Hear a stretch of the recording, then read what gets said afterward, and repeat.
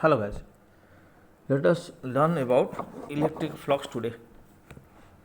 Okay, so find the symbol for it. So before going to the topic, let us know more about electric flux. तो बच्चों ये एक microscopic quantity है. Microscopic quantity मतलब जो quantity को हम लोग सरफेस पे निकालते हैं. तो quantity which is calculated to the surface और एरिया. जैसे कि और भी क्वांटिटी है, जैसे कि आपका फ्लक्स हुआ, जैसे कि आपका टेम्परेचर हुआ, ठीक है, जैसे कि करंट हुआ, ये सब मैक्रोस्कोपिक क्वांटिटी है. और माइक्रोस्कोपिक भी है, जैसे कि आपका ग्रेविटेशनल फील्ड हुआ, इलेक्ट्रिक फील्ड इंटेंसिटी हुआ, या आपका प्रेशर हुआ, बहुत सारे हैं, करंट डेंसिटी है, ये सब माइक्रोस्कोपिक है और ये सब मैक्रोस्कोपिक है. तो मतलब ये हुआ कि ये एक बॉडी का सरफेस एरिया पे निकालते हैं. नंबर 2 है, ये एक स्केलर है. तो जब हम लोग फ्लक्स निकालते हैं तो मान लीजिए कि सिलेंडर है, तो क्वेश्चन में ये दिया गया है calculate the flux linked to the cylinder. किसी भी बॉडी का अगर फ्लक्स पूछा जाए तो आप लोगों को हर एक सरफेस को अलग अलग ट्रीट करना होगा. ये 2 फ्लैट सरफेस है और ये कर्व सरफेस है, and you have to find the flux through each surface. मतलब फ्लक्स 1 के लिए निकालना होगा इंडिविजुअली, 2 के लिए निकालना होगा, फिर 3 के लिए निकालना होगा, तब हमको नेट फ्लक्स मिलेगा. ठीक है.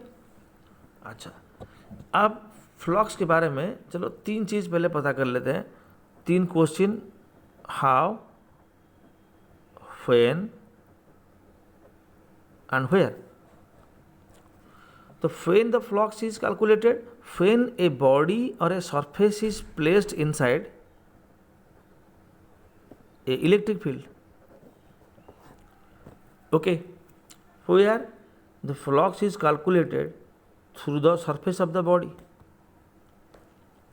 How? Let us know. How? Let us know it. Suppose, so what we studied that whenever we will place a body or a surface inside an electric field, then the body can be linked with some flux. Now suppose यहाँ एक uniform field है जिसका lines of force मैंने बना लिया, ये वाला, ठीक है. तो ये इलेक्ट्रिक लाइन्स ऑफ फोर्स है एक यूनिफॉर्म फील्ड का. तो यहाँ हमने एक स्क्वायर प्लेट रखा है. तो किस तरह रखा है तो देख लीजिए. जैसे आपको पता होगा कि फिजिक्स में हम लोग एरिया को एक वेक्टर के तौर पर यूज़ करते हैं. We are using area vector. जैसे हमको पता है मैग्नीट्यूड तो सेम रहेगा, जैसे कि साइड स्क्वायर हुआ, कि लेंथ इंटू ब्रेड्थ हुआ, हाफ बेस इंटू हाइट हुआ, तो मैग्नीट्यूड सेम रहेगा. डायरेक्शन हम लोग को ऐड करना पड़ेगा. तो किसी भी एरिया का एरिया वेक्टर का डायरेक्शन परपेंडिकुलरली आवे होता है. परपेंडिकुलरली आवे मतलब ये अगर कपी की बात करें तो वर्टिकल अपवर्ड होगा. अगर घर के रूफ जो है वो वर्टिकल डाउनवर्ड होगा उसके लिए. तो परपेंडिकुलरली आवे होता है एरिया वेक्टर. ठीक है. तो अभी ये जो स्क्वायर प्लेट है उसका जो एरिया वेक्टर होगा ये होगा एरिया वेक्टर. तो हमने जो इलेक्ट्रिक फील्ड के अंदर जो एरिया को रखा है वो एंगल थीटा है. मतलब एंगल इज थीटा. ये angle between electric field intensity and area vector. तो मतलब ये हुआ कि एरिया के साथ जो एंगल हुआ वो 90 माइनस थीटा होगा. ठीक है. तो ये याद रखना कि एरिया वेक्टर हमेशा एरिया को परपेंडिकुलर ही होता है. तो अब क्या करते हैं, चलो जो इलेक्ट्रिक लाइन्स ऑफ फोर्स हुआ या फील्ड हुआ उसको चलो रिजल्व कर देते हैं. तो जो एरिया वेक्टर के अलॉन्ग होगा वो वाला ई कॉस थीटा होगा. ठीक है. और ये जो नीचे वाला होगा पैरेलल टू सरफेस होगा वो ई साइन थीटा होगा. ठीक है. तो जो ई कॉस थीटा हुआ, ई कॉस थीटा हुआ आपका सरफेस को परपेंडिकुलर, ये होगा पैरेलल. तो जो ई कॉस थीटा है इसे हम कहते हैं फ्लक्स पर यूनिट एरिया. तो इसका मतलब ये हुआ कि इलेक्ट्रिक फ्लक्स लाइन्स, सारे के सारे flux line lines of force ही है, मगर सारे के सारे लाइन्स ऑफ फोर्स फ्लक्स नहीं होते। जो लाइन्स ऑफ फोर्स सरफेस को परपेंडिकुलर होता है वही लाइन्स ऑफ फोर्स को हम लोग बोलते हैं फ्लक्स पर यूनिट एरिया। जो पैरेलल होते हैं वो नहीं होता। मान लीजिए कि एक सरफेस, ये एक सरफेस है और ये सारे के सारे लाइन्स ऑफ फोर्स जो है परपेंडिकुलर है, मतलब यहाँ कंपोनेंट लेने की ज़रूरत ही नहीं है, सारे के सारे लाइन्स ऑफ फोर्स फ्लक्स ही है। मान लीजिए कि लाइन्स ऑफ फोर्स पैरेलल है सरफेस को, तो यहाँ फ्लक्स जीरो होगा, ये लाइन्स ऑफ फोर्स के लिए फ्लक्स इस सरफेस पे जीरो होगा, ये सारे के सारे होंगे। मगर जब यहाँ इंक्लाइंड है तो यहाँ हमको कंपोनेंट लेना पड़ेगा।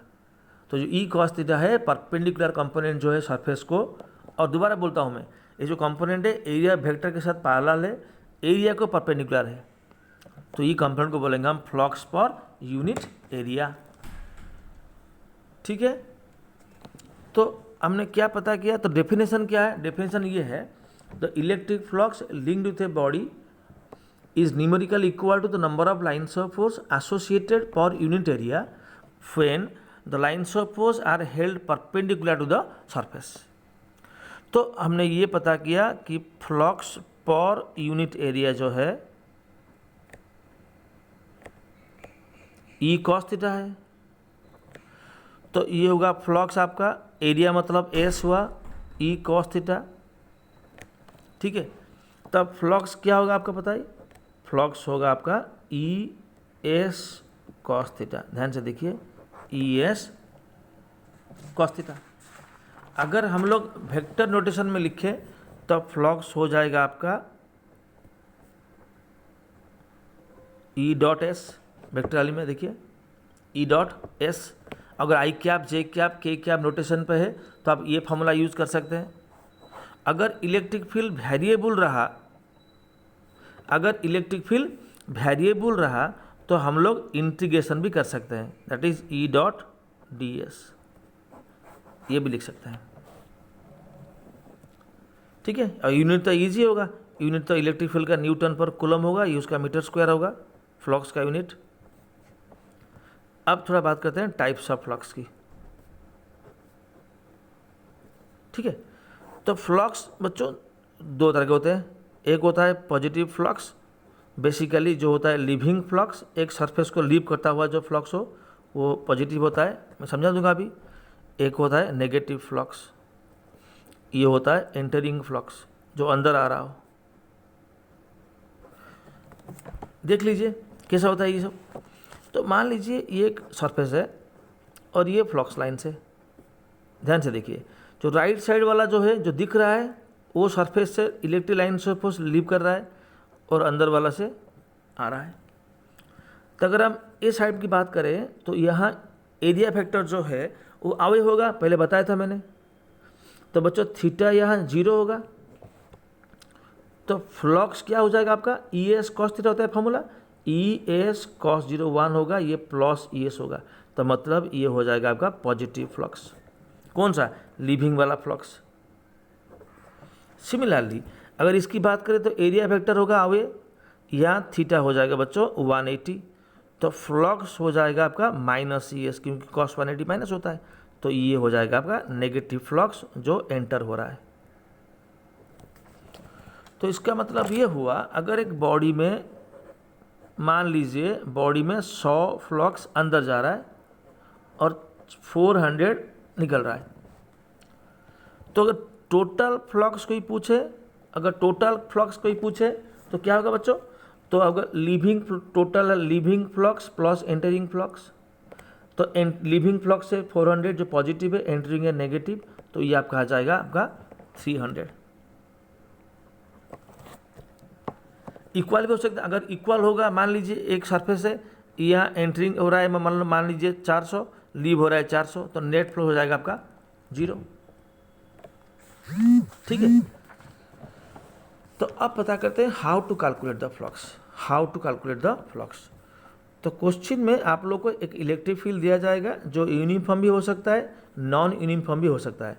पहले चलो पता करते हैं, अगर यूनिफॉर्म फील्ड के अंदर हम लोग कुछ बॉडी रखेंगे, सरफेस रखेंगे, सपोज ये यूनिफॉर्म फील्ड ई है, यहाँ हमने एक सिलेंडर रखा इस तरह, हमने यहाँ एक हेमिस्फीयर रखा इस तरह, यहाँ एक रखा है हेमिस्फीयर, ठीक है, और यहाँ एक क्यूब रखा है मैंने, ध्यान से देख लीजिए। तो किसी भी बॉडी से फ्लक्स निकालने के लिए what you have to do, you have to pick all the surfaces individually. Suppose हम चलो सिलेंडर की लेते हैं, ये पहला सरफेस लेते हैं, ये वाला। फर्स्ट स्टेप एरिया वेक्टर निकालना होता है। तो एरिया वेक्टर जो है परपेंडिकुलरली आगे होगा, ठीक है। तो यहाँ थीटा हो जाएगा आपका 90 डिग्री। तो आपको पता है फ्लक्स होगा E S cos theta, cos 90 होगा 0, तो अभी फ्लक्स हो जाएगा 0। जो नीचे वाला है फ्लैट सरफेस, उसका भी एरिया वेक्टर होगा नीचे की तरफ, तो थीटा 90 होगा, तो जो नीचे है फाई 2 वो भी हो जाएगा 0। देख लीजिए दोनों फ्लैट सरफेस में फ्लक्स लिंक नहीं होगा, क्योंकि यहाँ थीटा 90 डिग्री है, या electric field vector and area vector दोनों परपेंडिकुलर है। अगर कर्व सरफेस की बात करें, हमने इसको 2 पार्ट इक्वल पार्ट में डिवाइड कर दिया। तो ध्यान से देखिए, जो लेफ्ट साइड पार्ट है वहाँ से फ्लक्स आ रहा है, एंटर हो रहा है, और राइट साइड पार्ट से निकल रहा है। तो अगर हम एंटरिंग फ्लक्स की बात करें तो ये नेगेटिव होगा, ठीक है कि नहीं। तो एंटरिंग फ्लक्स की बात करें तो माइनस ई होगा, और एरिया तो पता है आपको पाई आर एल होगा, हाफ का टोटल होगा 2 पाई आर एल, आधा होता है पाई आर एल। अब लिविंग फ्लक्स की बात करें तो ये प्लस होगा E into pi R L, तो टोटल जो फ्लक्स है वो आ जाएगा 0। तो चलो क्यू की बात करते हैं। क्यू में क्या होगा, ध्यान से देखिए। क्यू में चाहे 6 सरफेस है, मगर सिर्फ ये 2 सरफेस में फ्लक्स लिंक होगा, यहाँ से अंदर आएगा, यहाँ से बाहर जाएगा। तो ये एंटरिंग फ्लक्स होगा, ये लिविंग फ्लक्स होगा। इसके लिए फ्लक्स मान लीजिए -5 होगा, इसके लिए प्लस होगा, क्योंकि इलेक्ट्रिक फील्ड तो सेम है, एरिया भी सेम है, तो ये +5 -5, तो क्यूब में भी नेट फ्लक्स 0 हो जाएगा। अभी ध्यान से देखिए हेमिस्फीयर वाला, ये फ्लैट जो है उसका एरिया वेक्टर नीचे होगा, तो थीटा 90 होगा, इसमें से फ्लक्स लिंक नहीं होगा। ठीक है ना। बाकी जो कर्व सरफेस है उसको मैं 2 पार्ट कर लेता हूँ। ये एक इक्वल पार्ट है, ये भी एक इक्वल पार्ट है। यह अंदर आ रहा है तो ये -5 होगा, या निकल रहा है ये +5 होगा, तो ये भी नेट फ्लक्स जो है यहाँ भी 0 होगा। चलो इसकी बात करते हैं। ये जो है फ्लैट पे एंटर हो रहा है, तो मतलब φ1 में लिखूंगा -ES, फ्लैट सरफेस का एरिया होता है πr², पता होगा आपको, ये सर्कल है। मगर जो लिविंग फ्लक्स जो है, वो जो कर्व सरफेस है, वो कर्व सरफेस का प्लस होगा, और एरिया उसका है 2πr²। तो यहाँ टोटल फ्लक्स जो है, नेट फ्लक्स जो है, ऐड करने से मिल जाएगा आपको πr²E। ओके, तो इस तरह आपको फ्लक्स निकालना होगा इंडिविजुअली। पहले आपको एक सरफेस लेना पड़ेगा, ठीक है, फिर उसका एरिया वेक्टर निकालना पड़ेगा डायरेक्शन के साथ। Number 3, you have to use the formula flux is equal to ES cos theta, ठीक है। फिर आपको इंडिविजुअल निकाल के फिर टोटल फ्लक्स निकालना होगा। तो मान लीजिए कि एक बॉडी है और यहाँ डिफरेंट सरफेस है, यहाँ फील्ड अलग होता है, यहाँ फील्ड अलग, मान लीजिए अलग होता है, तो यहाँ जो एंटरिंग फ्लक्स होगा -ES हो जाएगा, लिविंग फ्लक्स होगा E2S हो जाएगा, बस और कुछ नहीं। अगर फील्ड डिफरेंट होगा, इस यहाँ मान लीजिए फील्ड E1 है, तो एंटरिंग में E1 ले लेना, लिविंग पर अगर E2 है तो E2 ले लेना। In the next video, we'll discuss about the Gauss law and its application. Thank you guys.